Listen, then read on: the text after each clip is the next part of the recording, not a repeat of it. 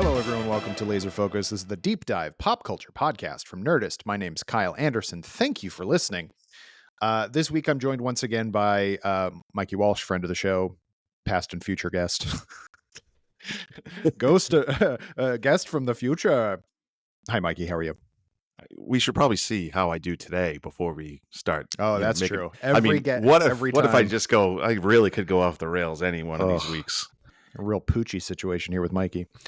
So this week we're just kind of going to talk about basically, are there movies that you like and or love that you feel like you don't need to ever watch again?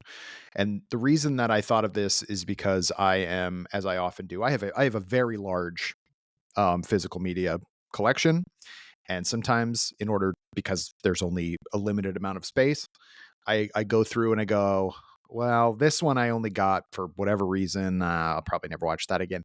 And then it gets to the point where I go, if push comes to shove, what of these movies that I was going to keep just out of sentimentality am I really ever going to watch again? And so I come to that a lot where, like, when do you reach the point where you are done, where you've gotten everything out of a movie that you're going to get out of it, basically?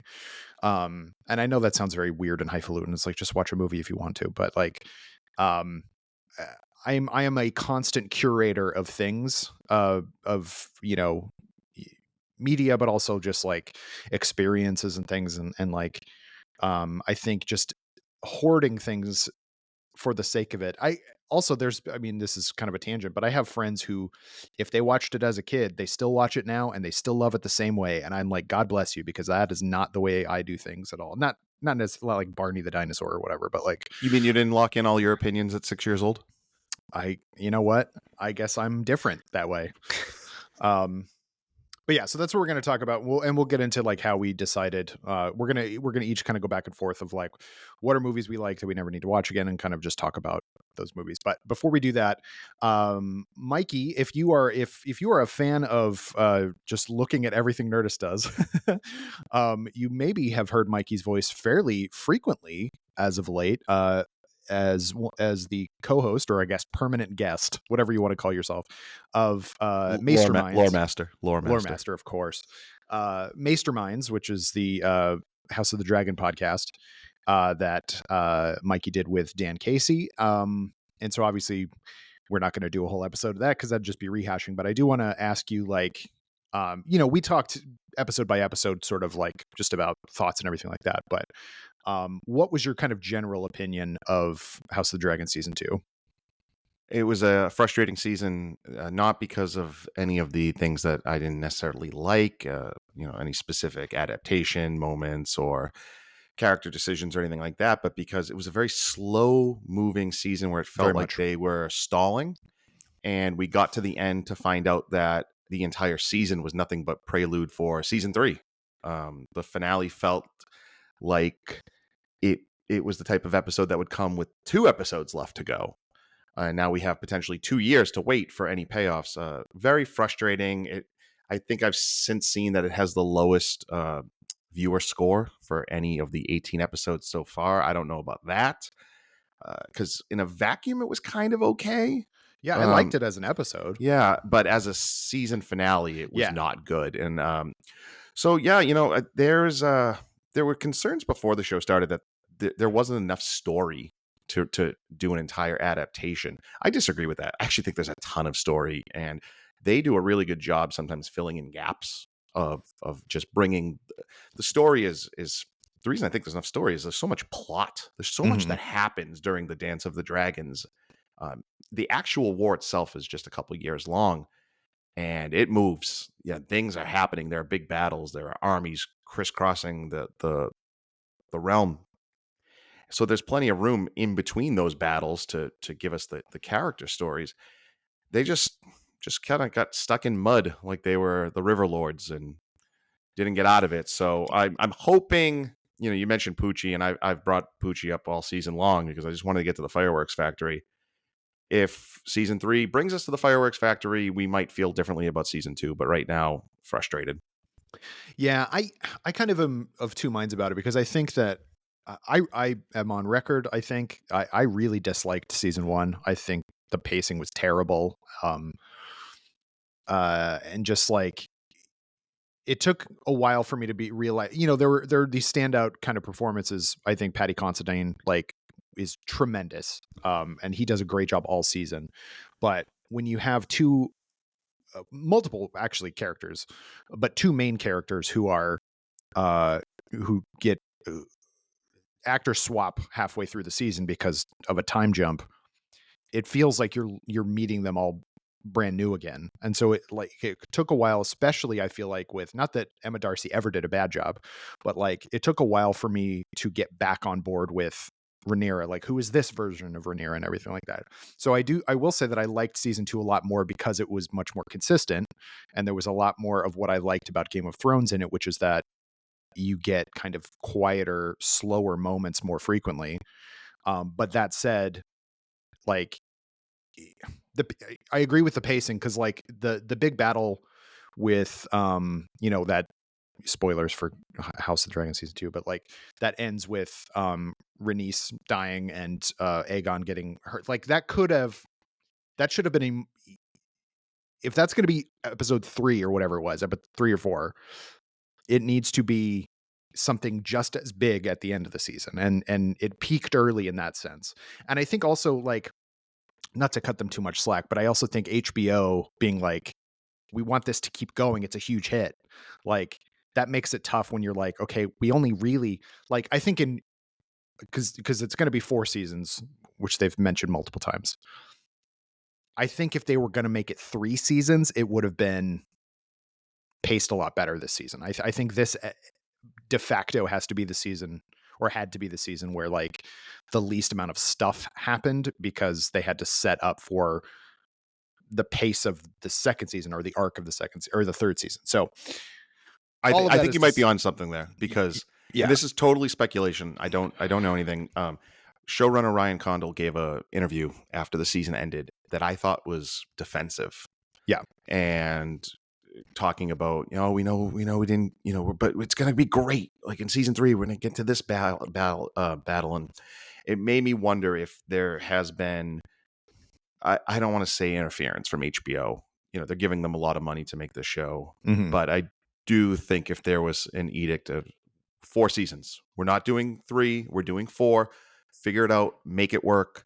Or if there were, strangely enough, yeah, we want 4 seasons, but we're also limiting your budget to X versus, Sever X plus, so I don't know. It might be giving them too much benefit of the doubt, but I did get the impression that he was defensive, and that made me wonder if there were some pressures from above that he can't explain, but wants people to sort of know, like, we get it. We're a little frustrated too. Yeah, and it's not like, I liked a lot of the stuff. I thought a lot of the stuff with Damon at Harrenhal was really interesting, and Sir Simon Strong I thought was excellent. He's a sir, right? Yeah, Simon Strong. Sir was Simon great. Strong. I liked a lot. There were good moments, there were good kind of bits, but then there were and you did a great interview with what's his face who plays Laris. You mean Aegon? Tom Glyn Carney? Yeah. You did a great interview with Tom Glyn Carney, who played Aegon, and I think that that added a lot of, because that character really kind of came to because it was a character you're like, who cares about this guy? Like he's a loser, and he like you get to the point where Aegon goes, oh, I am a loser. I have to go do this, and he completely poops the bed, and you kind of, I think they did a really good job to come back around, like making some of the other characters, like I think Alicent at this point is a lost cause. Like they don't know what to do with her. They literally sent her to the woods at one point. Yeah, literally. Literally. And they were like, we have nothing for you to do. Go to the woods for an episode. That is not a joke if you don't watch the show. Yeah. But they did a pretty good job of making everybody except Aemond like kind of are on the green side. kind of sympathetic at times, if not through the whole thing. Like, because they start out like arrogant and just like, oh, we're gonna crush them and all this stuff, and then like as the season goes on, it's like, oh, there's and like focusing so much on the small folk, I think was a really a good idea, because then it's like, well, the people actually care way more about this other stuff that you know who they don't care if Viserys changed his mind at the last minute. It's like, what are you doing? They just want food. They just want food, right? Yeah, Exactly. they just want food. So, yeah. So there was a lot of stuff that I did enjoy. I do think that it ends on a definitely like okay. Well, I guess it's And if they're going to balls. take 2 more years between seasons, That's the biggest that's issue, really yeah. bad. Like, and this is something that's been driving me nuts, which is this idea that these shows need 2 seasons or 2 years or 3 years even sometimes before. Listen, Game of Thrones with a much smaller budget was busting out new seasons every single year, and the only and reason more episodes too, right, and the only reason they needed 2 years for the final season was because they filmed the longest battle in history. Like, yeah. they really actually did need the time. They When I say the longest battle, like, if people don't know, it was the longest continuous battle ever put on screen, movie or TV. The fact that it was a TV show is, as much as I don't like that episode, the feat of just pulling it off is really impressive. We don't need 2 years to make 8 episodes. Just do it. These scripts should already be done. They should already be in massive pre-production. They should be filming soon, and the show should be returning in April. And if it doesn't, I know we're going to get A Night of the Seven Kingdoms. I can't wait. I love Dunk and Egg. They're my boys, my good boys who I love so much. But House of the Dragon should be back on the air in 2025. And if we're waiting until 2026, it's going to make the season 2 finale kind of ridiculous. Yeah. Even more than you would say now. I told you this, but I did start reading Fire and Blood, which I'm really excited to continue. I've only gotten as far. I mean, I'm just as I'm a slow reader, but like just the beginning part with Aegon's conquest. But even that, every battle, like I've never. This is the first George R. R. Martin I've ever read, and he does such a good job in just a few paragraphs of making something like I can see those battles in my head, and it's like that is such a great skill as a writer. Especially if you're writing through the artifice of it being like an actual history of a place. Yeah. And not, within people's internal monologues and stuff like that. Like when Aegon the Conqueror goes up on his dragon, like above the castle, like higher than, or I think it's Harrenhal actually. Yes. Higher, and so nobody can see anything, and then comes down straight in the middle and just kills everybody. So great! Like, what a cool moment. And so I'm really excited to keep reading that. But like, I'm like looking like, okay, I've got a ways to go before I get to the Dance of Dragons. But it's like I'm gonna finish this way before the show comes back. And there's so much good stuff even before it. Like, yeah, I'm really stoked. I think if anybody out there is looking to read it, like even the stuff about Maegor the Cruel, is like, there's a reason they've talked about doing that show, and it would be intense. I think the problem is Maegor is so terrible.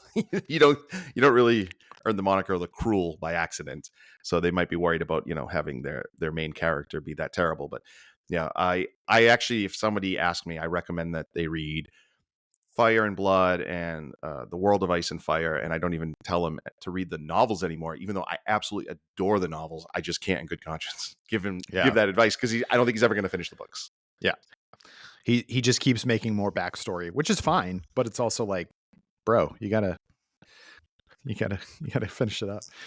What was, before we move on to our actual topic, what was that aborted pilot that they made? When was that supposed to be set? Because that was way further back, wasn't it? Yeah, that was at the Age of Heroes, which is a time period that is basically just mythology. This is when the great mythological heroes are building castles. Bran the Builder is making the wall, and it leads to the first long night, the first time they fight the White Walkers, who in the books are called the Others.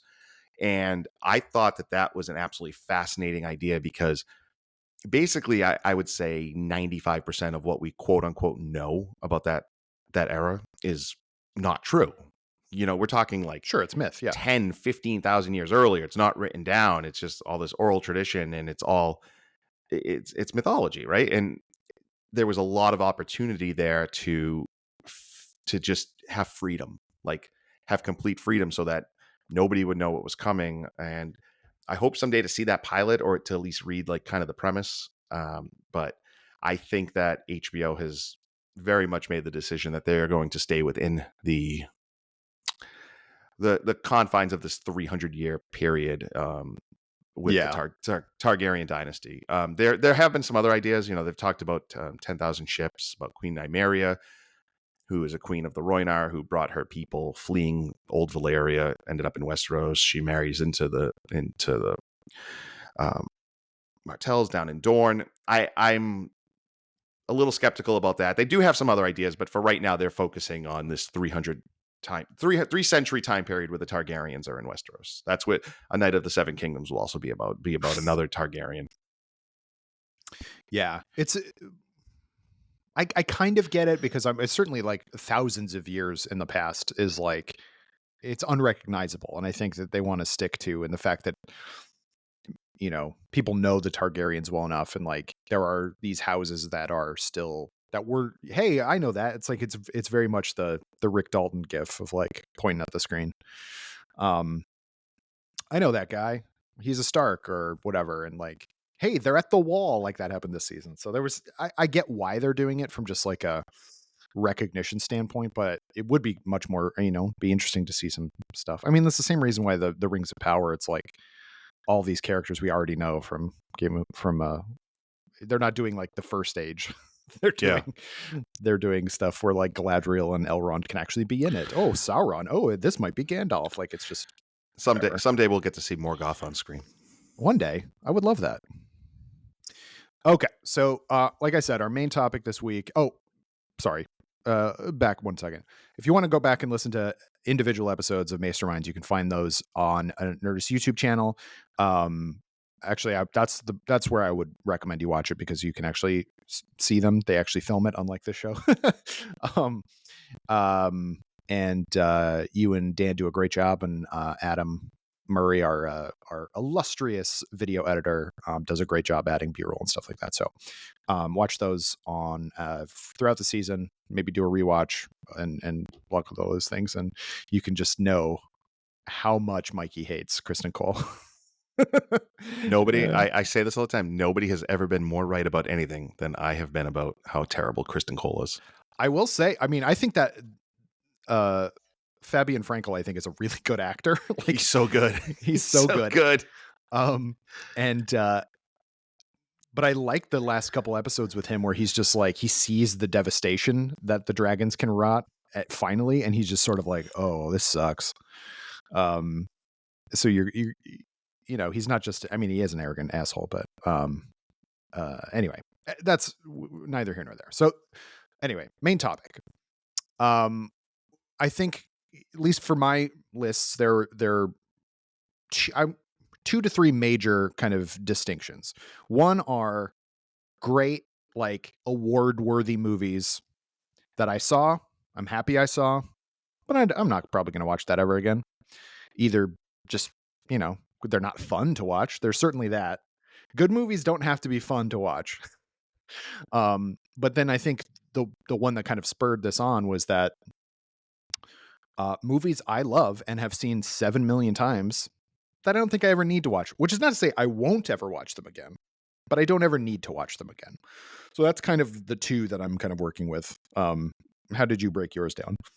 Yeah, so when you told me about this idea, you said good movies you never need to see again. And there were a couple that instantly popped into my head because they're great movies that I think are fantastic that I just never want to watch again. But then I also thought, okay, what about movies I've just seen so many times that I basically can watch them in my brain? Yes. So I have some of those. I have a movie on here, which is simply, I need to stop myself from watching this movie because I have watched it 1,000 times. Sure. For no good reason.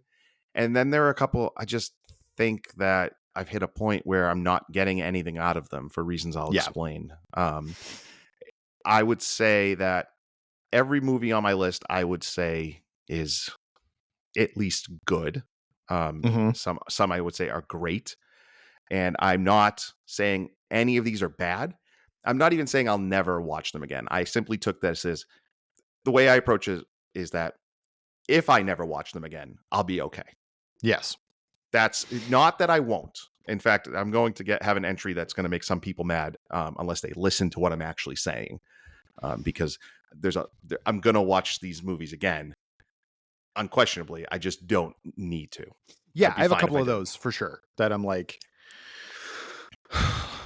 and a lot of those, and this is a whole thing about me, and I know you and I completely differ on this, but like Christmas movies that people watch yearly, or any movie that people watch yearly, but Christmas, I feel like, since it comes around every year, there are those movies that it's like, it's Christmas time, got to watch my 7 movies I watch every year. That like makes me angry. It's like I don't want to watch it every year. I don't want to watch it for another 5 years. Like I don't need to, because I have it so like embedded in my brain. So there's a few of those that in Kyle, there as well. I have a Christmas movie on this list. Yeah, I bet you do. I do I'll have a bet you do. Christmas movie. All right. Let's head it. Okay. First one, tell us the category and then what the movie is. I think that if we asked 1,000 people to come up with their top 10 or just 10 movies that are good that they never need to see again, I think this would be the one that appeared the most. The Road. I saw The Road. Oh, sure. I saw The Road one time. I saw it in theaters. I think it was opening night. I did not know the book. I knew it was based on a book, but I did not really know what it was about beyond what I'd seen from trailers. Big Viggo Mortensen fan. I think that is a very good movie. And the second it was over, I said, I am never going to watch that again. It is, I know it kind of ends on this slightly not bleak note, but that is a very, very bleak movie. And I just simply do not need to experience it again. I actually think that movie is the number one reason that my wife and I have had multiple conversations over the years about what we would do in a post-apocalyptic world. Like The Road made me think like, I got to have a plan. And my plan is, no, I'm not dealing with this. Yeah. We're going to finish the food we have. And then we're just going to, that's it. Goodbye. We're not living in The Road. No, I think that's a really reasonable. I definitely saw that one in theaters and never thought about revisiting that one. I can't. I mean, I remember it, but I'm like, I can't even remember whether I liked it at the time or not. Like is such a kind of like, because it is so bleak, and there's a lot of those movies that I'm like, I can watch some feel bad movies, and maybe watch them twice. Like I'll put this one on there. Like, I saw Hereditary in theaters, or actually as a press screening, and was like, oh, like I'm never watching this again. And then I did watch it again. It took several years, but I did watch it again because my wife hadn't seen it, and I was like, all right, well, let's watch it. Last year, in fact. But yeah, The Road is one that I don't even remember how long it took me to realize I'm never gonna watch it. And the thing is, I've only seen it once, and I Yeah. feel like I remember most of it. Yeah, well, trauma will do that to you. Like Michael K. Williams in the middle of the road, where they leave him naked. They enter the house where they realize it's cannibalism going on. Yeah. And, the wife running out naked into the cold when she gives up. Them finding the family hanging in the farm. I just remember so much. The little they somehow managed to find the only shelter that has food. they wear tuxedos or something. Like, I don't know. Like, I wish I need to get Eternal Sunshine so I don't ever think about that movie ever again. Yeah, yeah, that's that's a great choice for first choice, because it is definitely not not great. I mean, it is great, but it's definitely not one to continue. I'll start with another one, with one like that. I think that I watched in theaters. I thought it was really good. I'm not the world's biggest, and this is maybe film Twitter sacrilege. I'm not on Twitter anymore, but I'm not the world's biggest Paul Thomas Anderson fan. But I think There Will Be Blood is something close to a masterpiece. And as soon as it was over, when he goes, "I'm finished," I'm like, "So am I. Never watching this Whoa. again." I feel like this has come up before and I'm going to have the same reaction. Whoa, Nelly. Yeah. Ah, wow. Yeah, I mean, you gave it I credit. You love it. said you think it's a I masterpiece. think it's excellent. I just don't ever Uh, need to watch it again. I feel like that's exactly the type of movie I'll be watching for the rest of my life because I feel like there's probably going to be something I pick up on every single time. However, I have movies I think in the same vein on my own list. So I'm not going to ding you for having it on yours. I appreciate that. There's Not also dinging you. something, I mean, not this one specifically, but there's also ones that are just like, well, that was great, but it's really long. Who has the time? Like, I'm not quite including those because like I'm sure I'll find time eventually, but like I own Seven Samurai. That's not one I'm ever going to get rid of, but like it's close to 4 hours long. Like it takes a very specific day where you go, I'm going to watch this and this is what I'm committing to. So I'm not really including those. These are ones that are much more sort of a like an active choice. Like I am moving on from this, or I'm choosing not to engage with it again. So yeah, you're up. Next one. All right. Here's my Christmas movie, Great. which is very barely a Christmas movie, despite its setting and how Christmas is very relevant. Home Alone. I'm Sure. fine if I never see Home Alone again. I talk about a movie I can watch in my brain. Yep. At some point, you've just seen the wet bandits get hit in the head so many times that it just isn't even funny anymore, right? I And know. once you're Yeah. once you're kind of past laughing at that movie, what's really there? I think if someone sat down and watched that without having sort of these childhood memories, that they'd realize it's not a great movie. It was a good movie that had an amazing premise, right? Like a kid all by himself at home saves his family's house from like criminals. It's a great premise. I don't know. Like I will defend the yearly watching of Christmas movies in the sense that it's just it's a tradition, you know, in the Mm-hmm. same way like listening to Christmas songs and stuff. Yeah, but I mean, but you know, like you have, I'm sure, some traditions that you like, and you know, if Christmas is something that really matters to someone, I could see it. There are, you know, like I like try to watch Scrooged every year. I really like Scrooge, and it still makes me laugh. But I'm fine with Home Alone. That can go. Um. So I'll say my one from the same vein. Uh, Not only will I watch this again, I'll probably watch it again this year, but I never need to watch Die Hard again. Like I love it. It's fun, but I know it in my brain inside and out. I've seen it so many times. I've watched it every Christmas since I was old enough to watch it probably. It's one of my mom's favorite movies, so we watched it a lot. And like, you know, I'm in the part of my like culling of my collection is like some of the stuff I'm going to get again on 4K now that I've upgraded and stuff like that. And I'm like, do I need to get Die Hard on 4K or am I all set? Which again, everyone listening, if you're losing your mind, like I get it.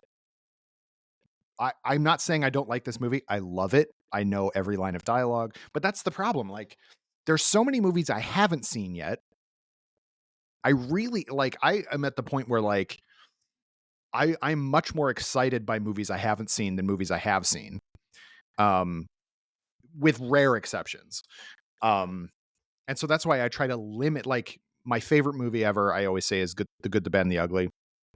It kind of changes like I love Sergio Leone, but I'm like, I've only seen it a few times because I'm limiting the amount of times I've seen it so that I can go, okay, now is the time, and then I can still get a lot out of it. Because when I was a kid, I watched stuff ad nauseum. I would like, my brother and I would wear out tapes because we've seen them so many times. And so I don't want to ever get to the point where I feel that way about some of my favorite movies. So, but Die Hard is one that like somebody's always going to want to watch at Christmas time. And yeah, so I'm not mad at Die Hard, but this is actually a good one because there are a bunch of movies that I thought about putting on the list, but I didn't because they have a performance in it that I could never not want to watch. And for Mhm. me, Alan Rickman in Die Hard is one of them. But the reason it made me think of this was that I did not put The Sixth Sense on my list because I love Bruce Willis's performance in that movie so much that Mm. the thought of like, I'd be okay if I never saw it again. I was like, no, I actually wouldn't be. I really like watching Bruce Willis in that movie. And for me, like with Die Hard, again, I get it. I totally get it. You just like, you get to a point with some of these and you, like you said, you can watch them in your brain. There's, Right. right? Like, you know, everything. You can write the script from memory. But Alan Rickman's Hans Gruber, I'd have a tough time.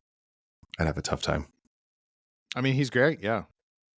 We'll be sitting on I a mean, Bruce beach. Willis is also great. Like, it's, you know, like, Yeah.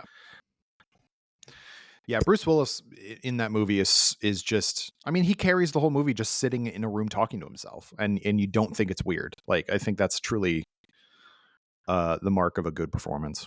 And everyone's like, the moonlighting guy, infamously. Yeah. But anyway, I'll watch it again. Everyone, fret not. I'm gonna watch these again. he would just be okay if he didn't. I'd just be fine if I did. Yeah. You're up. I think this is my most obscure one. Great. And it's not even that obscure. I just have a feeling a lot of people haven't seen it. Apocalypto. So there's a couple of reasons. One, I don't really want to support this director. Mhm. Although, you know, the last time I think I was on the pod, we did the Mad Max franchise, and Sure. I'm not watching the Mad Max movies, right? So Right. I'm not trying to sound like a hypocrite here. Apocalypto, I saw one time. I think I just randomly came across it on cable right as it was starting. Had nothing to do and got sucked in, and it ended.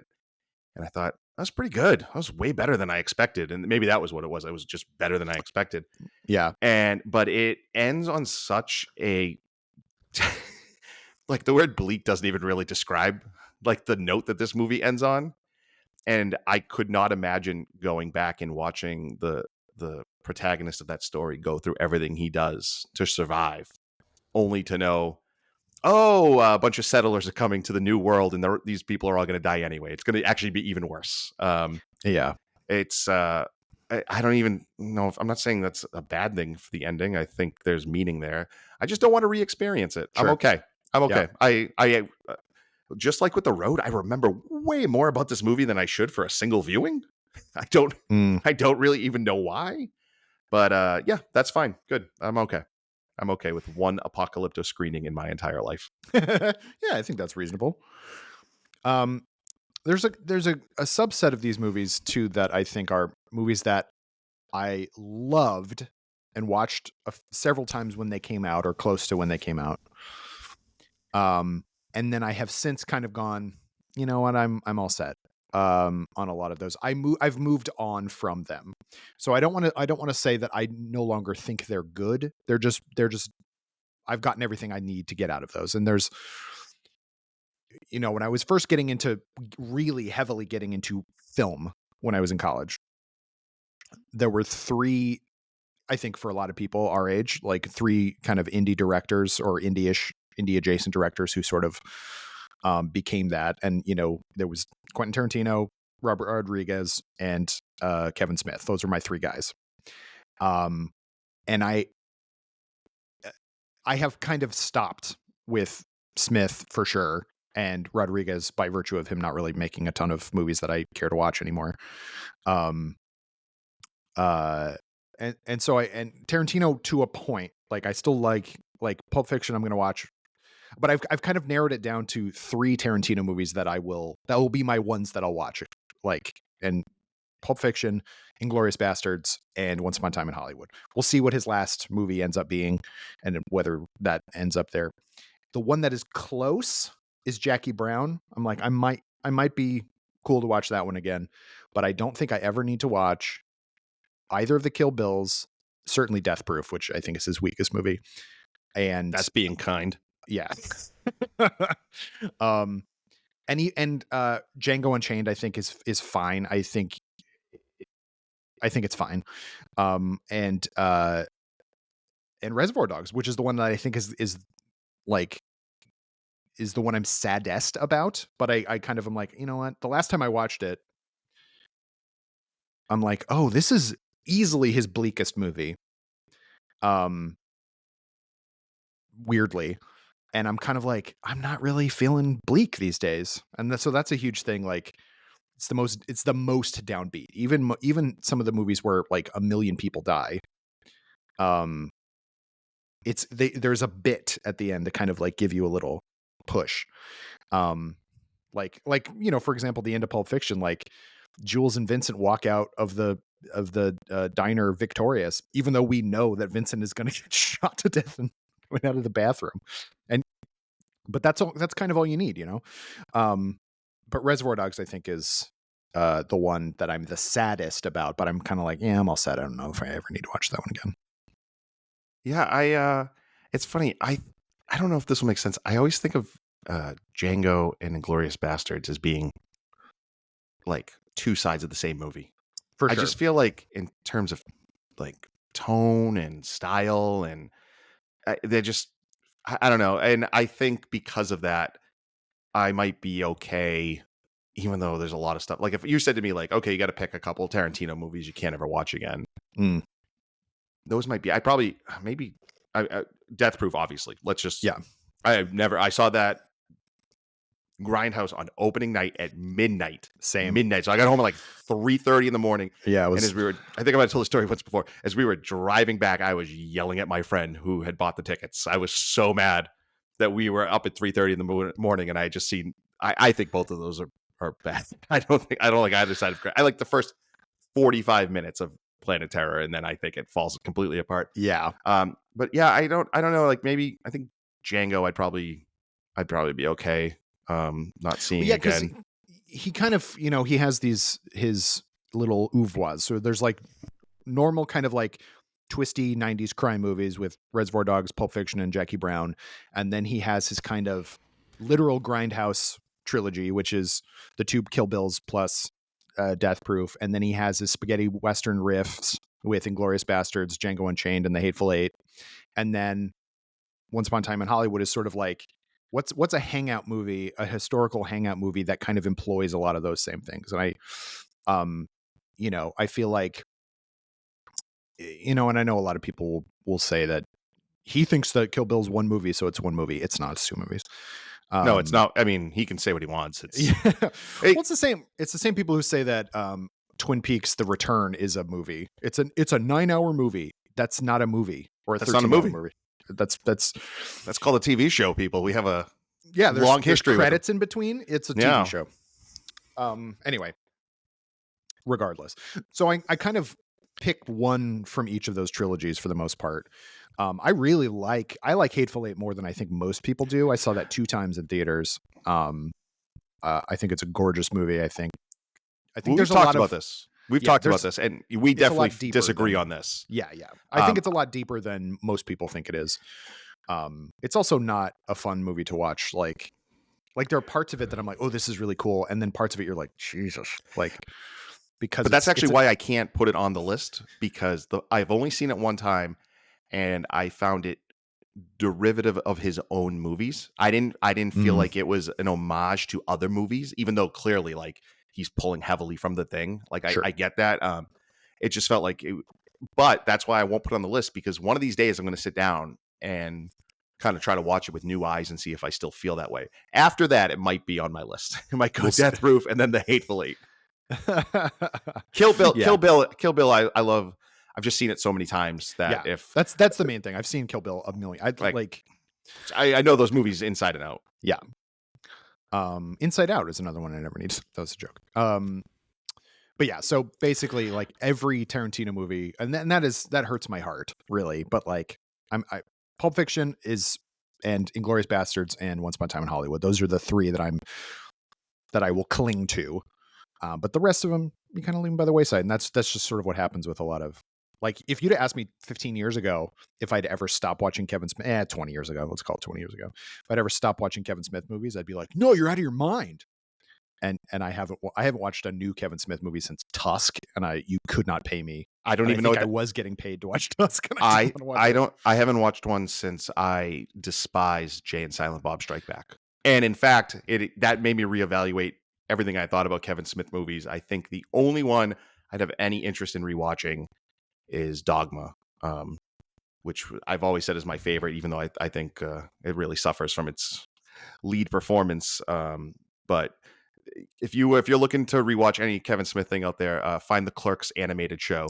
It's That is the only best. Yeah. 6 perfect episodes of television. It's the best thing he's ever been involved with, and I don't even think it's close. My best friend and I literally just last week sent each other gifs from the Clerks cartoon. Like I can't even believe that we did that, and it's so silly, but that is what it is. Okay, I'm following up what I think is my most obscure Apocalypto with definitely the most famous, and I think the one that's going to make anybody listening in the car maybe crash. But let me explain. Okay, This I is a love it. classic case of I will watch these movies again. If I came across it on cable right now, I would watch these movies again. I just would be fine if I didn't. This is going to sound convoluted, but it's actually very concise. I think it makes perfect sense, but I'm also the one who came up with this. Every pre-Infinity War MCU movie except for the Guardians movies. This is an interesting topic. Okay, I like it. Okay. Couple things. The nature of our job means I have watched every pre-Infinity War movie 100 times. I've thought about them a million times. I've written about them a million times. I know them inside and out. And there have been so many other things in this franchise since then that I have simply not rewatched a million times. I look, the original Iron Man I love, right? Sure. I love the original Cap. There's a lot of movies pre-Infinity War that I absolutely love. If I just never see them again, though, I won't even notice because they're in my brain, 100% loaded in my brain. I've thought about it every which way. I've analyzed them in every which way. I'm just okay moving on. The only reason I cut out the Guardians is that the original Guardians is one of my absolute favorite movies ever, not just like Marvel or superheroes. It's just something, it just means something special to me. I would never not want to watch that. And even though I don't like Volume 2 quite as much, I still keep that in there. But yeah, if I never see Thor the Dark World again, I'll life will go on. I won't miss a beat. Yeah, it's an interesting thing because like there's so many movies in the MCU now. Because there was a time, and I think even leading up to Infinity War, I didn't do this, but I knew people who would routinely rewatch the entire franchise before a big movie came out. Or like they'd watch 2 or 3 in the theater, but then when the fourth one was going to come out, then they would do a whole rewatch or something like that. And like, that's interminable. Like at this point, there's so many movies, like you would spend your entire life just rewatching those movies, and good for you if you do those things. But like, yeah, like I think Cap 1 and Cap 2 are like excellent movies, but they're also very indicative of both the time they were made. I mean, because they've been around, the franchise has been around, and also the time in the franchise. And I'm like, it's weird to go, for me anyway, to go back to a phase 1 or phase 2 movie because other than the Guardians ones, because I agree with you there. Because it's just like, well, we've way moved on. Like, I don't know. It just feels weird. It just feels weird to go back. I also have a hard time rewatching a lot of like TV seasons too because of that. It's just like, well, like, am I going to go back and watch Lost again? Like, no, I'm not. Like, even though there were bits of Lost like in the lead up to the end, which was flawed, that I loved and I was like, I cherished it, but it's also like reliving a time in my life I don't necessarily feel like I need to relive. So yeah, I'm with you there. I own the 3 Guardians movies. Those were 4K upgrades. I love those movies so much. So I get it. And there's probably a couple, and Infinity War and Endgame, I think you can watch those forever. That's where I made the cutoff just because they're such achievements. Like yeah. they're just what they pull off, even if they're not. Infinity War, I think, is actually the better of the 2 movies. I think what Endgame pulls off is more impressive, but I just think in terms of but it doesn't matter. They're just they're really fun to just see all of those people on screen together. So I feel like that's a plus. Like they pay off all of that work I put into the movies that came before it. And by the we can throw Ant-Man and the Wasp, which came out between Infinity War and Endgame. We could toss that in totally. After Endgame, I'm willing to think about these more individually, but yeah, I might watch And I probably will watch Spider-Man at Homecoming again. If it was on TV right now and I was Sure. flipping around about it, because I have cable because I don't. I'm a man of a certain age and I like flipping around. So those movies are on a lot. Yeah. And if there's nothing on, I always kind of I'll stick around for 15 or 20 minutes just to watch it. But franchises are an interesting thing because now I'm also at the point where I'm like, I used to love that they do this, where, you know, buy the entire Alien saga or whatever. Like, but I'm like, I don't want all those movies. I don't need all those movies. I like Alien and Aliens, the end, and I don't really want to watch the rest of those. that's the Whether I correct like list. them or not. It's just like I don't need them anymore. You know, I'll say this: I might end up buying Alien Romulus because I think that is a supremely rewatchable movie. But that's neither here nor there. Put it on the poster. Put it on the poster. I supremely. might buy that movie. The Blu-ray. Outlandish and Nerdist. Anyway, on that same token, so I'll add my franchise one in there, which is with the exception, and this is going to be hard for people to understand, but again, it's a function of our jobs. We live with this stuff, and I'm gonna have to watch every new thing that comes out just because of the job. Oh no, you're gonna do it, aren't you? I'm gonna do it. You're gonna do it. I had a feeling, but then I thought, no, surely not this man. I never need to watch any other Star Wars movie. I knew it. Star Wars and Empire ever again. Kyle, we're two of the longest tenured people in Nerdist, and we just told everyone, we're fine if we don't watch the MCU or Star Wars movies again. No. No, I know. You know, like I have, and also like I'm just kind of over Star Wars at this point because like I've been, with the exception of Andor, can't wait to watch Andor season 2, and also I'll probably pick up Andor season 1 once that comes out. But like, or I mean, it's out on, but I'm not gonna steelbook. Steelbooks are dumb. Can we agree on that, everyone? Why must we have them in steel? Like, I don't understand why they do. I actually never have understood it at all. Yeah. Some people really like them, and the artwork on them is often really nice, but it's just like, I don't know why metal is, and it's not even real metal. I mean, it's metal, but it's like, it's metal plating. You think it's real steel? Get out of here. Anyway. And I have definitely, I'm making a sine wave with my hand right now. Like, there was a period of time, in the doldrums in between the end of the prequels and when Disney bought Star Wars, that I was like, I'm done. I sold all my Blu-rays. I was like, I don't need these anymore. And then my friend was like, you should check out the Clone Wars. And so I watched the Clone Wars and I was like, oh yeah, this is awesome. Like, this gets to the heart of what I like about Star Wars again. And then I was excited for the Disney trilogy. I even like a good amount of those of the main trilogy. Rogue One I don't think is good, and Solo I enjoyed, but I don't think it's good. Sorry everyone. I just gotta tell you these things. I'm not impugning anyone else's enjoyment of these, or I'm not attempting to impugn. I'm just telling you my own personal things. I don't think you have to worry about the Solo crew coming after you. Yeah. Have we ever caveated more things than we have in this episode? I think it's almost like we can hear people yelling at us, but yeah, just, we explain. We have these movies on the list because we said they're good movies. Yeah, exactly. Never lose sight of them. But then Mandalorian, I was like, oh, okay, I'm back a little bit, and all this stuff. And also, like, I won't even say one way or the other, but like the absolute deluge of bad takes that came out around the time of The Last Jedi, which was debilitating to me as a human. So I kind of, even the movies of the Disney era that I enjoy, I'm hard pressed to actually feel like I want to watch again. So yeah, but anyway, all of that is to say that like I'm kind of over Star Wars. I'm not going to say, like, you ask me this second, I don't own any of them anymore. I never bought them on 4K. I don't even know if they're out on 4K. I think they are. I'll probably pick up A New Hope and Empire because I think those movies are perfect and great. But even Jedi, I'm like, I don't care. It's my favorite. It's my favorite one. It's a lot of people's favorite one.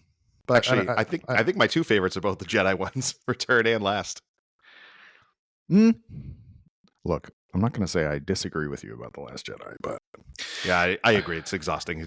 yeah. You just got to talk about it quietly in private with other people who also like it. And also, I know there are people out there who like Rise of Skywalker, but that made me so angry that I've never walked out of a movie theater angrier. yeah, It's not the worst movie I've ever seen. It's one of the worst movies I've ever seen. Not the worst, but just to drop the ball on a decades long story that meant so much to so many people, and to drop Yeah. it in such a way, like drop it in such a way that is literally just a complete knee-jerk reaction to the way that a lot of loud people talked about The Last Jedi. That was the only reason they did what they did in that whole movie. It had nothing at all to do with the entire saga. We're going to wrap up 9 movies. No, you're not. You're going to apologize backhandedly for the last movie that some people didn't like. Let's just focus on movies we like that we that we don't want to watch again. Yeah, we do 3 hours on this. 3 podcast. Yeah. All right. All next. Right. Okay. This is the most me entry on here. This is a me problem. I don't know why. I have a sickness. I have a sickness. If this movie is on TV, I will watch it, and I won't just watch a scene or two. I will put it on and watch to the end. It is. I think we're very close to dropping below the good threshold. I don't care. This movie has a hold on me. I need to, for my own sake, never watch again the movie I, Robot. I have seen Alex Proyas's I, Robot. I have seen I, Robot. It's genuinely like, if there's somebody in the universe keeping track, they are appalled. They're like, what? I'm probably the reason they put it on cable so much. Probably. They're like, oh yeah, the guy in Massachusetts got it back on. It's working. Just put all the ads towards him. So yep, there's the only reason this is on this list is I have a sickness and I need help. I think I've only seen it once. But hey, you do you. There's a weird thing, and I'm sure this might fall into it for you, but like there's an era of sci-fi movies that, and I think iRobot sort of fits into it, where I just kind of liked what they were going for. Like, and so I do enjoy watching a lot of those, like maybe less than great sci-fi movies from a certain era. So yeah, I mean, you're right. It is just on the precipice of not being good, but it's been such a long time. So I think I only saw it when it came out, or close to when it came out. Alex Proyas, by the way, also directed a movie that one of the handful of movies I watch or try to watch every year for religious purposes, I say. Dark City, the other being Akira, and then there's a third one that I can't remember off the top of my head. Which tells you everything. I can't remember the third movie I watch every year for religious purposes, but I think Dark City is tremendous. And also he also directed the first Crow, which is fine. It's like a 90, I don't think it's an amazing masterpiece or anything like that. But I was going to say he didn't really direct anything good after Dark City, which is true. I'm going to go ahead and say, so I mentioned this one to you, and this is another like favorite that I've seen a billion times. And it's a whole trilogy. And I told my best friend, and he was like sad about it because they did great movies. I'm not saying these are excellent movies. I love them, but I've seen them so many times. All 3 of them. I don't need to ever watch them again. Also, I don't know if they hold up. Like, I think there's bits of it. I'm not saying quality. Look, people are gonna this is the only thing on your list I know about, and when people hear what you're about to say, they are going to have the exact same reaction I just did. What I meant to say, what I am saying, is that I don't think they hold up in the way that a lot of 80s movies don't hold up. Do you know what I mean? Like, I know. I just disagree. The way, okay. How about this? At least the first film, I do not agree. Sure. Okay. Go ahead. Tell anyway, let him in on the secret. I don't need to watch the Back to the Future movies ever again. Oh, okay. I don't need. Right. You know what? I'll throw this one in. I'll throw this one in too. I don't ever need to watch the Jurassic Park movies again. Okay. All right. The first one is a masterpiece. Yes, which is why I can't. I don't care about any of the other Jurassic Park movies. We did this when we Yeah. did this. Yeah. We talked about Oh, these. oh yeah. Go back to this episode, whatever. Franchises that only have one good Franchises movie. with only one good movie. I know I can watch Jurassic Park forever. Okay.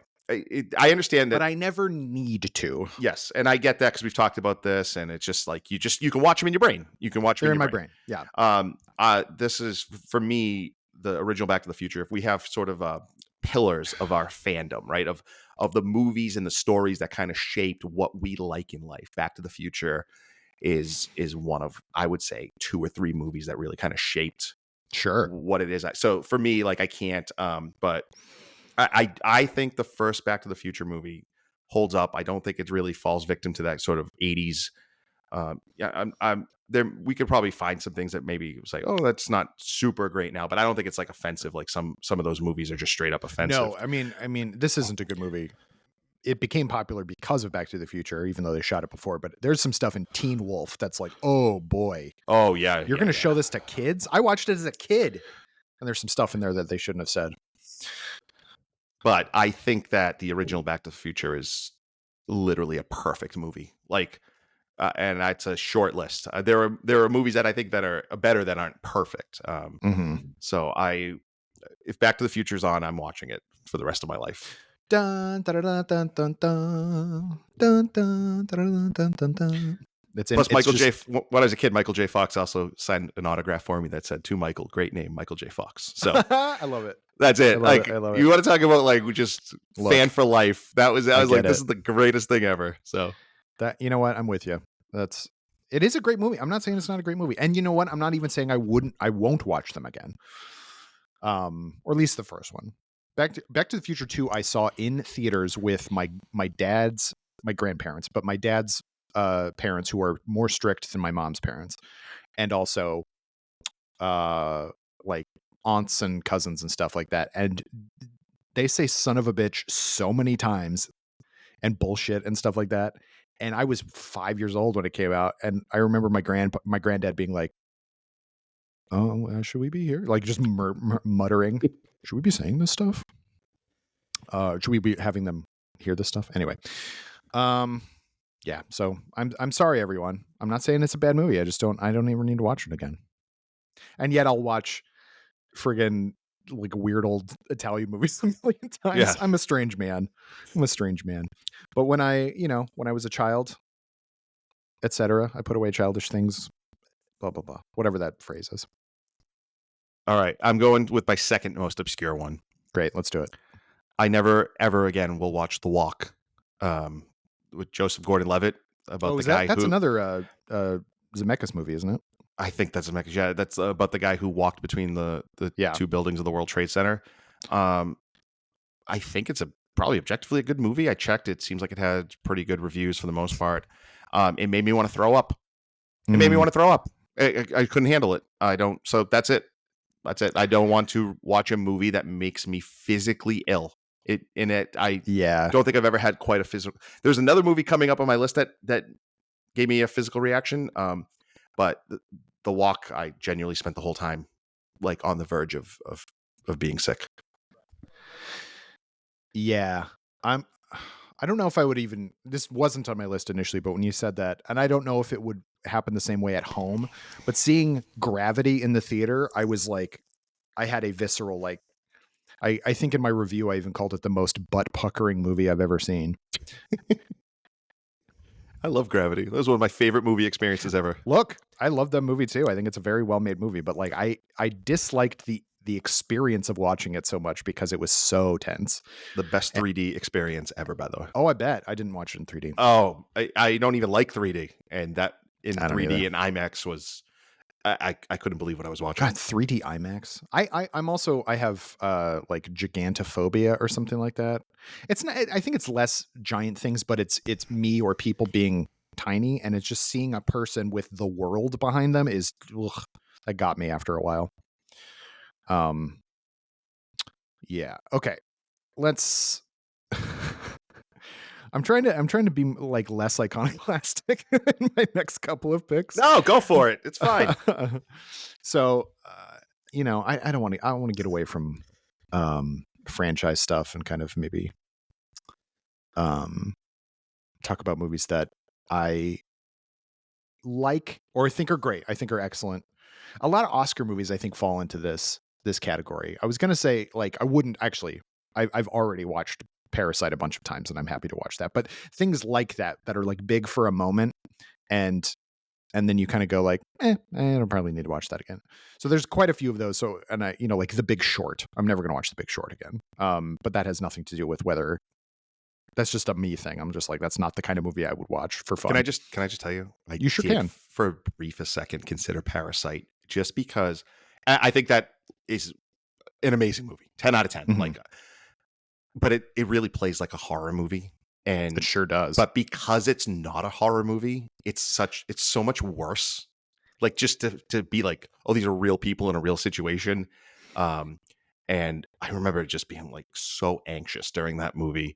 I've rewatched it since and still had that, but just because I had that kind of physical reaction, I did it for a brief second. Think, gosh, should I put Parasite? But no, I want to see Parasite again. Yeah. And there's like as folks who listen to this podcast regularly will know, like I'm a big horror guy, and so actually I want to rewatch horror perhaps the most. But there are certain ones that you know, like for example, Texas Chainsaw Massacre. I now when I watch it, it's just an academic exercise. I don't enjoy watching Texas Chainsaw Massacre, and I also think that like I've gotten everything out of Texas Chainsaw Massacre that I think I need to. So that one is on my list for it's unpleasant. It's sort of in that vein of why would I just want to watch people suffer for however long? As well done as it is, I think it's. I mean, I think it's something of a grotesque masterpiece of a horror movie. Also surprisingly bloodless. I know everyone talks about that. That's sort of like the obvious trivia.com answer, but uh you just think you see stuff. You don't actually. It's like kind of like Psycho actually, both based on Ed Gein, interestingly enough. But like you see the girl's bare back and you see the hook, but you don't see it go in and you don't see her bleed out.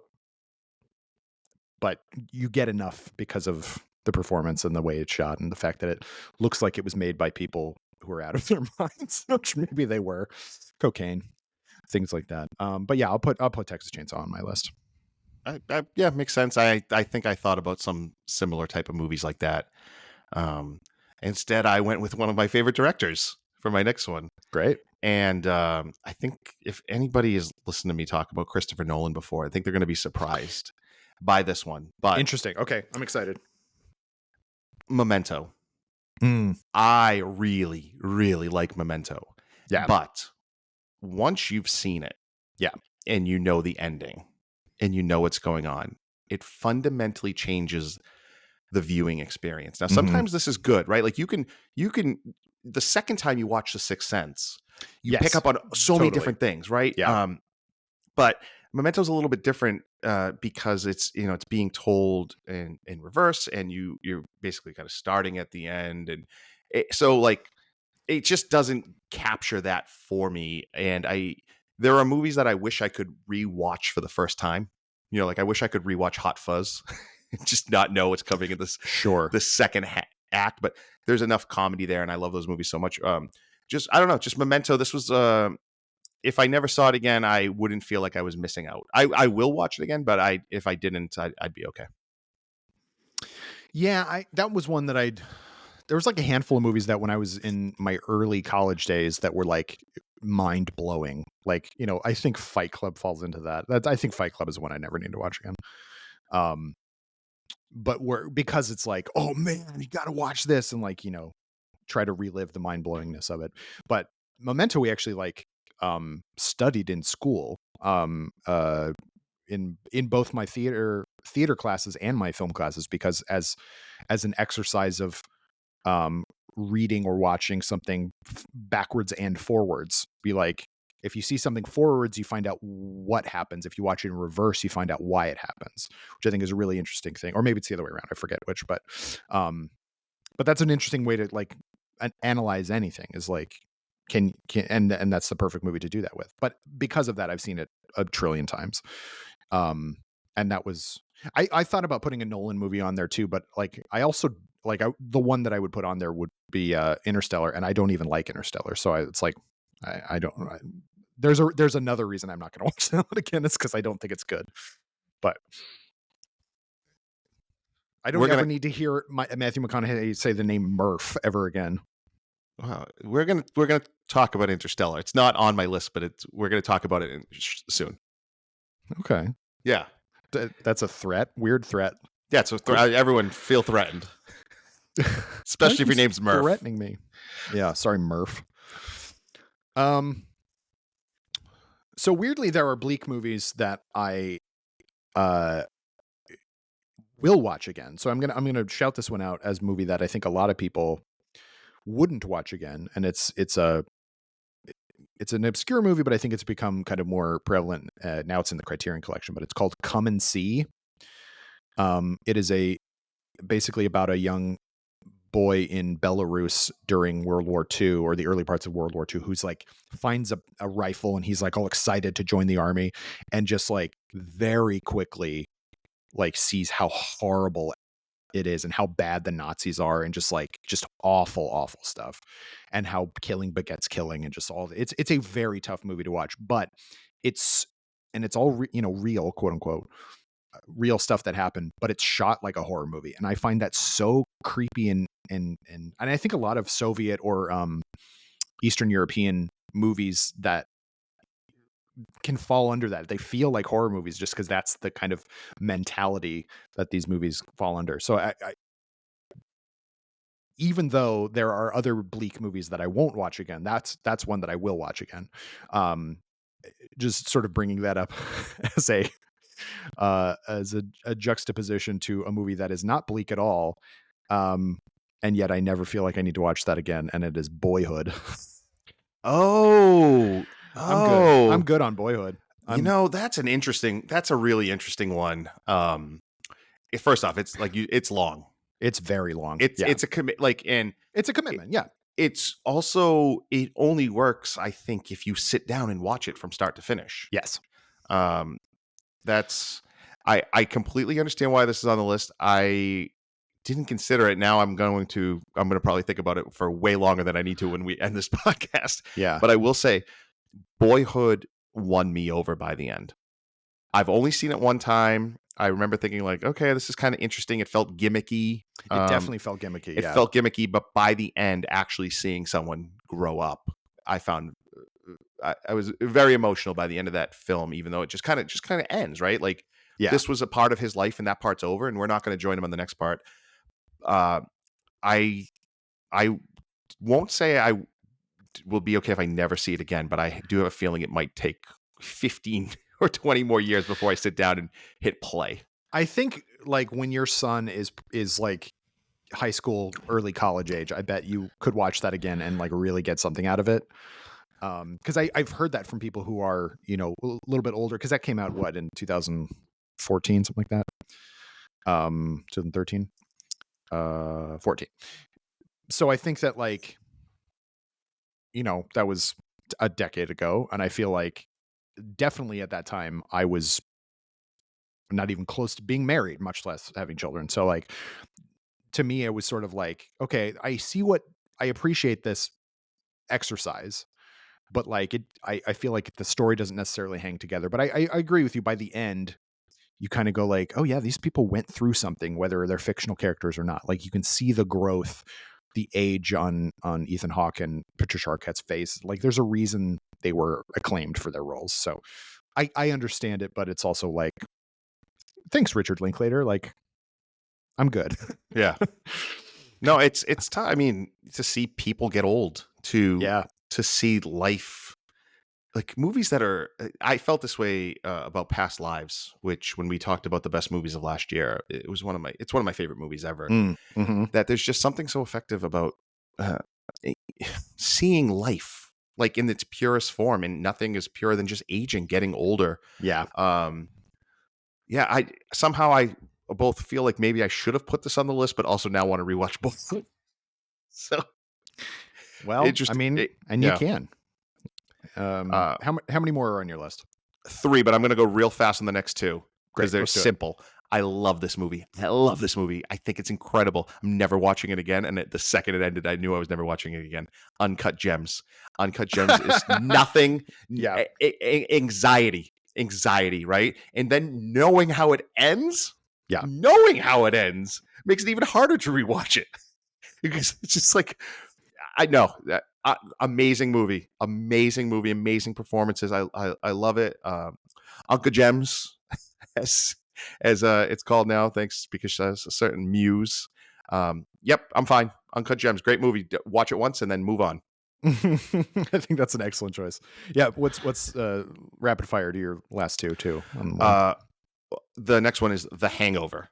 Yeah. I'm done. That movie, you can rewatch it and because I have many times and enjoyed it, but so much of the humor just comes from these surprise moments, right? Like it's not like a movie like Caddyshack, which is just jokes and bits, and like there's only so many times the surprise of a tiger in the bathroom or a naked man jumping out of a trunk, right?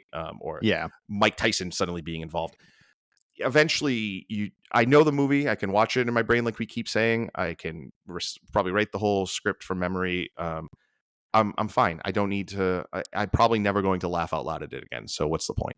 Yeah, I have a hard time with comedies in general, as you know personally, because we've talked about this. But like, I tend not to rewatch comedies very often.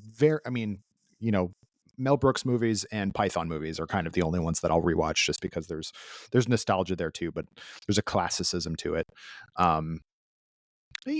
But like newer comedies, like I thought Game Night was super funny. If it's on, I'll watch it, but I'm like, I don't know if I'll ever like actively choose to watch it again. Which is not to say I won't ever watch it again. It's not on my list because I can't say that I won't, but like, it would never like cross my mind to try to watch that one again. Yeah, that's an interesting one. Yeah, The Hangover. I think I saw the first one. I feel like I don't need to see the other ones. I'm going to save my number one though until you give your next couple. Okay. I am going to say here. I'll throw a couple weird ones out there. Have you ever seen We Need to Talk About Kevin? No, but I do know of it. That is a movie that is, I think it's almost in the Uncut Gem. It's not quite as tense as that, or as like kind of frenetic, but it's like, where it's going through the whole thing, and you're just like, oh, and it makes you feel bad, and not least because of who's in it, and just going, oh, that's kind of art imitating life kind of stuff, weirdly. And I mean, not murdery stuff, but otherwise. I also, I mean, I don't want to get too serious, but I grew up in Colorado, and I was in high school during the time of Columbine. So a school shooter is sort of embedded. It was one of my best friends went to Columbine, was there. So stuff like that affects me. And so like while watching that, I'm like, this is such a good movie. Tilda Swinton is giving one of the best performances I've seen in such a long time, of this mother who knows something is wrong and doesn't know how to deal with it. It's a gut punch of a movie. And because of that, I'm like, I can't do it again. I've never been able to watch any movies that involve school shooters. I also have never watched any of the 9/11 movies. I don't know. I haven't either, actually. No. Even though I've heard United 93 is excellent. It's supposed to be excellent. I can't watch it. Yeah. So obviously that one is a harder one to watch. And then another one that I think is a strange movie that I don't know. It just kind of like I think it's very good. It just makes me feel gross. Is Under the Skin? Have you ever seen that movie? A long time ago, I think. Scarlett Johansson plays a alien, spoilers, and kills people and takes their skin and yeah, that's right. Yeah, no, yeah, good. This is a good entry. Yeah, I'm like that one. Like, I think it's a really interesting concept, and I remember hearing, kind of by virtue of the way that the alien creatures look, kind of saying that like Annihilation was sort of a visual ripoff of Under the Skin, and I kind of understand what they're going for, but like Annihilation I've seen a billion times and will continue to watch. I love that movie so much. Under the Skin I think is just an upsetting movie because it's just a bunch of innocent, I have a hard time with like slasher movies where or horror movies that are like, what if everyone is really likable and they die? And it's like, we don't want to watch that. That's not the fun of horror movies. And it's the same with this. Like it's she doesn't know what she's doing. And then when she realizes, oh, I'm doing bad stuff, and then she gets like, I don't want to spoil the end of Under the Skin if you haven't seen it, but yeah, I'm good on that one. I don't think I ever need to watch that one again. So those are kind of indier movies that I don't ever need to watch again. Okay, before I give you my number one, Yes. I had a very quick honorable mention list, and I'll tell you Okay. why they didn't make the cut. My Girl, I haven't seen My Girl since I was a kid, and according to Rotten Tomatoes, it's a critic score of 55. So I don't know if it qualifies, but I never want to see. I never want to see it again, but I don't know if it qualifies. Interstellar specifically, I only don't want to see it in a theater. No, I'm sorry. Did I see Interstellar? I'm already mixing up my. No, it was not Interstellar, which I like, even though you don't. No, it's the other Nolan movie that's out. Dunkirk. Dunkirk was Oh yeah, overloaded my senses in an IMAX theater. I would watch sure. Dunkirk on a TV again. I would like to, but I will never watch in the theater. Yeah. The Irishman. Oh Talk about a yeah. long movie. I need to watch it one more time to decide if it's good or not. After that, maybe it would be on my list. Another one very similar to iRobot, Minority Report, but I think Minority Report's really interesting, and I still get stuff out of it, even though I've seen it 100 times. Yeah, Minority. When you mentioned iRobot, I was like, "Is Minority Report on that for me?" And I'm like, "No, I probably will still watch Minority It Report." also seems to feel more relevant than ever since some of those sci-fi ideas are becoming reality. Like pre-crime and the Mm-hmm. police forces doing that. And then the last honorable mention is Black Hawk Down. Talk about a movie Oh that made me. yeah. Black Hawk Down is talk about an A+ movie. Like Mm-hmm. I think it like it's on the short list of best war movies ever. The problem is it's based entirely on a real story, Yeah. and it feels so real, and it's really hard I find to watch it, but I could not put it on because it's just too good, and I would watch it again, but it would probably be I'd probably need 20 years between viewings, and we're probably getting close to how long it's been since I've sat down and watched the whole thing. So those are just some that I consider that almost made the list, but for various reasons didn't. However, my number one, which is actually a double entry, was the easiest. As soon as you told me this topic, this was the first thing that came to my head. You mentioned one of these movies. I'm putting them together for reasons that'll be very obvious. I will never again see two of the best horror movies I have ever watched in my life, Hereditary and Midsommar. I Yeah. have no interest in Hereditary. I talked earlier about being physically sick. 20 minutes in, when the big thing happens, I Yeah. watched this movie by myself. My wife was away on vacation. I was by myself. I genuinely felt like I had something in my throat that I was going to throw up for the last hour and a half of the movie. It made me feel horrible. And then Midsummer didn't quite get that physical reaction, but it did get that emotional reaction. Yeah. They are fantastic movies. I would recommend anybody watch them, but just for me, I can only watch them once. And the second both of them ended, I was like, goodbye, never again. Yeah, that's interesting. Like I would have been in the same boat, and I still have never rewatched Midsummer, even though it was less viscerally upsetting than Hereditary.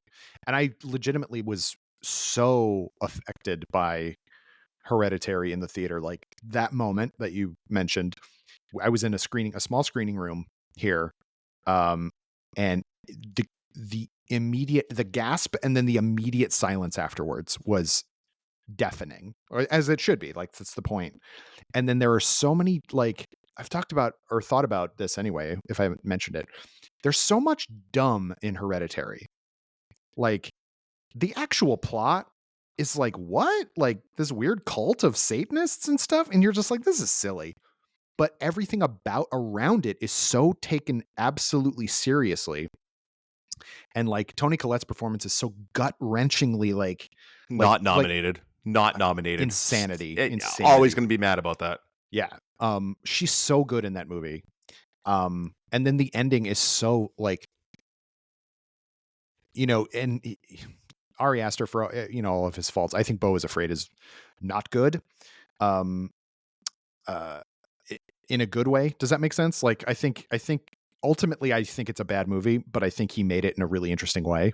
Yeah, no, I think we've even said this before. Like sometimes we'll give more credit to a bad movie if it's at least interesting and trying something. Oh yeah, I love a swing for the fence. Whether it's an out or a foul ball or a home run, who knows? But anyway, but the when the boy sits up in his bedroom and like the you see something in the background or above, and you're just like, and again in the screening room, people noticing it at different times was like somebody goes, "Oh shit," and then like other people are like, "What? Oh," and then you see it. It's amazing. And then I think the moment that really stuck for me in Hereditary is when she spoilers, I guess. Skip forward 30 seconds. When she's sawing her own head off. Like I, just the shot of her going, Kyle, I'm gonna be this honest. You even talking specifics from this movie is okay. I'm not feeling good. Okay. Like We'll be done. I'm not even exaggerating. Like the movie really, I ugh. It's like I feel like my skin's crawling right now. Yeah. Yeah. Well, I apologize. I will not talk about it. I brought it up. I brought it up. It's true. Yeah, I think those are excellent choices for never wanting to watch, and a good reason to never want to watch it again too. Like, I tend to gravitate more to those type of movies in general, like I said, but like, there's something like Martyrs, which I actually only fairly recently saw, some of the like the French extremity movies. I don't know if you've ever seen or heard of that one, but they were really pushing the boundaries. That's why it's called New French Extremity, because it's they were really going places. Like High Tension is one of those, like where it's like really, really gritty and gross and violent and stuff. I think Martyrs is the most interesting of those movies. But in a lot of ways, it's also the toughest to watch. But for my final pick, and this is a weird one because like I still am a huge fan of this director. How can you be a fan of movies and not be a fan of this director? I talked about this a little bit with Maggie Mae Fish when we were on when she was on the show a couple months ago. But Stanley Kubrick is a pillar, right? Yeah. I own several of his movies. I used to own all of them. I have sort of, I sold my box set. I rebought his early noirs. Love them. Paths of Glory. Excellent. 2001: A Space Odyssey. Excellent. Gonna rebuy The Shining. I don't think I ever actually, and then there's like Barry Lyndon, I think is really a great movie. If I never watch it again, that'll be fine, but I'll probably watch it again. We'll see. Eyes Wide Shut, whatever. I don't think I ever actually need to watch A Clockwork Orange ever again, because it is so kind of tied to a time in my life where it's like getting into, I did this essay series, not for Nerdist, for a different site back many years ago, where I was watching the Kubrick movies in reverse order, seeing, again, if there's anything to kind of glean from that. And I got to Clockwork Orange and was just like, this is so kind of like, I would say juvenile, but like puerile in a way that I'm like, why? I mean, it was controversial or whatever at the time, but I think it's like the first edgelord movie. I'm just kind of not in that vein. I still think it's a great example of movie. And I think that Malcolm McDowell is excellent in it. And I like, obviously a lot of the iconic imagery and moments like that. And the kind of synth Beethoven, I still think is rad. But I'm all set. I don't think I ever need to watch Clockwork Orange again. I was wondering if you were going to put 7 on this list. No, because I'll watch 7 again. I couldn't put any Fincher movies on this list just because I could watch them on mute. Like I could watch a Fincher. So many Fincher movies I could just like look at. Is this I mean, it is controversial.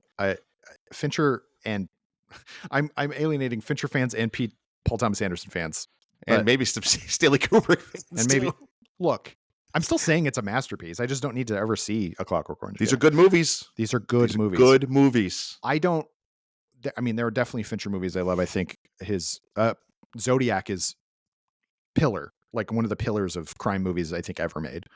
Gone Girl is excellent. I think I thought about putting that on the list. Really? Yeah, I did, just because I don't know. Like, how many times do you really need to see that? Sure, I'm with you. I thought about it, but I don't know. I'm not like some crazy Fincher super fan, but yeah, I just like a lot of the ones I was considering. I was like, no, I could see sitting down and watching that again. Honestly, I would put Social Network on my list. Oh, that's I don't like interesting. Social Network. Uh, But because that's because different it, from thing.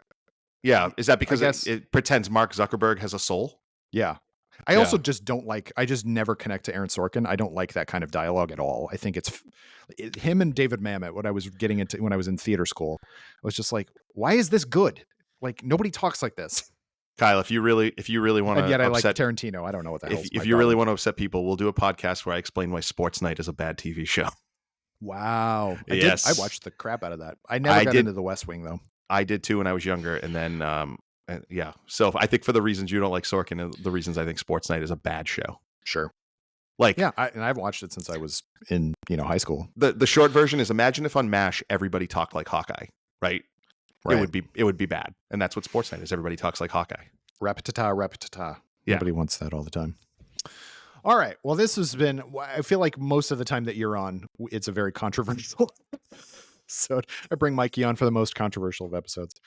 Thank you for joining me as always. Mikey, please plug your stuff and how people can find you and your work on the internet. Let me know what you think about these movies and why we're wrong or right, if you agree. Burger Mike on either Blue Sky or Twitter.